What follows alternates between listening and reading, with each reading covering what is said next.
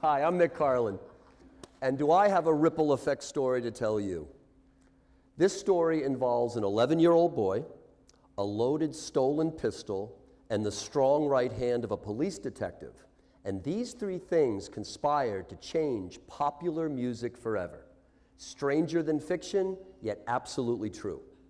The setting of our story, New Orleans, Louisiana, New Year's Eve, 1912. I can even tell you the street. Rampart Street at the corner of Perdido Street. Our hero is an 11-year-old boy who comes from a neighborhood so rife with violence that it's been nicknamed the battlefield. By the time he was 5 years old, he witnessed stabbings and shootings, and yet all this violence hasn't changed his essential sweet nature. He lives in a one-room shack, dirt floors, with his mother and his younger sister. He will not see a flushing toilet or a bathtub until he's 21 years old in Chicago, Illinois. The family is so poor that some nights they hunt through garbage cans behind restaurants in order to get their evening meal. This night, however, the boy is expecting to earn a little bit of loot. He's 11 years old, and for the past 3 years, he's been in a singing quartet with 3 friends. It's New Year's Eve. They want to go out on street corners, pass the hat, sing songs like My Brazilian Beauty from Home. But before he goes out, he's all alone in this little shack. He's a good-hearted kid, but he's still a kid. There's the trunk that belongs to his mother's latest boyfriend. He goes through the trunk, who knows, maybe to find a sweater. Underneath clothes, he finds the pistol, a .38 loaded, a 6-shooter.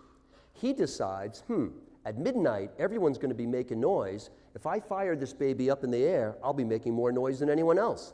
So he tucks the pistol inside his waistband, untucks his shirt, and goes out into the night. He meets his friends. His friends find out about the pistol. Of course, an 11-year-old boy is going to tell his homeboys. And that was a term, by the way, that was kind of adopted by the rappers in the 1990s. Terms like crib, hood, and homeboy were all used in New Orleans at the turn of the 20th century. So he meets his friends, they sing, they make a nice bit of loot, then it's close to midnight. This boy has a very wide mouth, so he's earned the nickname Dipper from his friends. So at the stroke of midnight, show him, Dipper, show him! He pulls out the pistol, fires 6 shots up into the sky. Not 10 seconds later, the strong arm of the law. Kid's hauled off to a prison cell where he cries the night away. Next morning, he's brought in front of a juvenile judge who says, son, I'm sentencing you to the Colored Waifs Home for 1.5 years. Colored Waifs Home was an orphanage on the outskirts of New Orleans. Our hero starts crying again and says, Your Honor, I'm not an orphan, I have a mother. Judge says, son, she is not looking out for you, you're going to the orphanage. So in a horse-drawn wagon, still crying, he's brought to the Colored Waifs Home. First couple of days, he sticks to himself, doesn't talk to anybody, but he does have to admit that 3 meals a day in a warm bed aren't that bad. About maybe his 4th day in, he's attracted to the sound of music. The orphanage has a brass band, led by Dr. Peter Davis. Little boy goes up, points to a cornet and says, I'd love to play one of those. Peter Davis has no use for this boy who fired a pistol on New Year's Eve. This young man from the battlefield, the worst neighborhood in New Orleans. He says, son, you'll never be a part of my band. Kid doesn't give up. Day after day, he goes to listen to the brass band, clapping at all their efforts. Dr. Peter Davis begins to realize this isn't a bad kid. Sure, he comes from a tough neighborhood. Sure, his mother is a prostitute, but this is not a bad boy. Maybe 1.5 weeks in, he hands Louis Armstrong his first ever cornet. If you don't know, a cornet is a smaller version of a trumpet. Louis Armstrong went on to revolutionize popular music.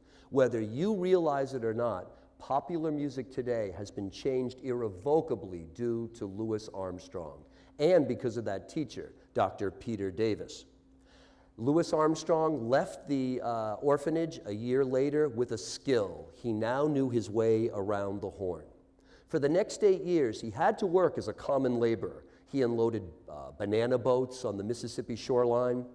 He had his own little coal business. He dragged a coal wagon through the streets and sold coal for 2 pennies apiece to the people in the battlefield. But at night, into the wee morning hours, young Louis Armstrong, in the neighborhood they called him Little Louis, played his cornet in the honky-tonks, the dives, and the bars of the city. And in 1922, he got a telegram from his idol, Joe King Oliver, who was in Chicago. Boy, come on up and join my band. And from 1922, when he was 21 years old, to 1930, when he was 29, Louis Armstrong revolutionized music in 3 different ways. Way number 1, he brought swing to music. He even began calling the steady beat swing. There was a whole era of jazz called the swing era. And all those musicians in those big bands, they knew they were playing orchestrated Louis Armstrong. Before Louis and swing, popular music did not move. It went oom-pa-pa, oom-pa-pa. He brought that driving 4/4 beat to jazz. Jazz, of course, begat rhythm and blues, which begat rock and roll, which begat hip-hop. Without Louis Armstrong, no 20th and 21st century music as we know it.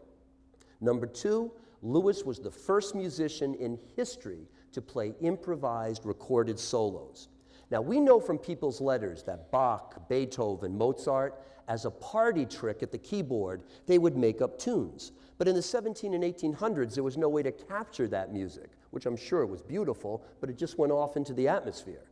Louis Armstrong came along at the advent of recording technology. So his improvised solos were put down on records, which could be listened to again and again. Louis Armstrong transformed jazz from the early Dixieland era of everybody playing all together and ensemble music into a soloist art. So whether you love music like, I don't know, an Eric Clapton guitar solo, a Jerry Garcia guitar solo, a Charlie Parker, Sonny Rollins, John Coltrane saxophone solo, all of these musicians know they owed a debt to Louis Armstrong, the first musician to play improvised recorded solos. And if it wasn't enough to totally revolutionize instrumental music, he also revolutionized vocal music. I dare you to check out a singer called Seeger Ellis on YouTube. He was considered a hip singer before Louis. To us, he sounds ridiculous. He sounds constricted. He sounds like his underpants are about 70 sizes too small. Then along comes Louis Armstrong, singing in a natural voice, playing tricks with the music, introducing harmonies, basically making his voice like a musical instrument. A lot of people credit Louis Armstrong with inventing scat. He didn't invent it. It was something that New Orleans musicians did as a competition on street corners. But in 1926, when he recorded in Chicago a great tune called Heebie-Jeebies, he introduced scat to the whole entire world. So Louis Armstrong, one of the great revolutionaries in music history, started out as the barefoot boy who fired a gun up into the air and was arrested at the age of 11. Now, he lived from 1901 to 1971, but like all great artists, he's still alive. I would encourage you, dive into Louis Armstrong's music. It brings nothing but joy, and it also brings spiritual nourishment. Whenever I'm down, I play a little Louis, and I instantly feel better. You get into his music, and you are doing yourself a massive favor for the rest of your life. And for the young people in this room, never doubt yourself. No matter your background, no matter your challenges, no matter the difficulties of your life, think of Louis Armstrong and what he overcame to become a giant of music. And for the adults in this room and our listeners, especially teachers, Louis Armstrong shows me never, ever, ever give up on any child. Don't count any child out, because you never know. That young person in front of you could very well grow up to be such a massively contributing member of American society. Louis Armstrong, the poster child of the ripple effect. Thank you very much, folks.